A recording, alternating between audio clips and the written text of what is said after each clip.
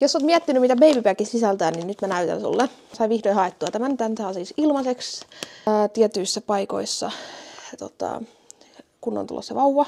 Niin katsotaan, mitä täältä löytyy. Mä en ole tosiaan itse yhtään katsonut, mitä täällä on. Ekaksi löytyy Moomin ykköskoon vaippoja, ihan perus.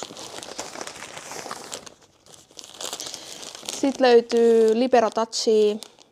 Tässä on ykköskoon ja kakkoskoon vaippoja jonkin verran. Tässä on 4+8 vaippaa.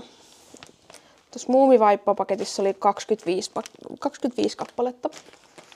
Eli se on ihan niinku tommonen kunnon kokoinen. Sitten löytyy Pampersia, Harmonia. Tätä mä en ole kokeiltu kertaakaan. Tällaista. Noita muita me ollaan esikoisella kokeiltu. Tässä on 35 kappaletta ykköskoon vaippoja. Sitten löytyy esitettä, alennuskoodeja, lisää alennuskoodeja, esitteitä. Sitten on tämmönen ensimmäiset 6 vuotta Panadolin tämmönen kuumeen ja kivunhoito-opas. Sitten löytyy lahjakortti tämmöiseen lastenruokaan. Sitten löytyy näytepakkaus tuolle vaatteiden desinfiointipesuaineelle. Tää on ihan jees. Tää tuoksuu mielenkiintoiselta. Me ollaan kerran kokeiltu sitä.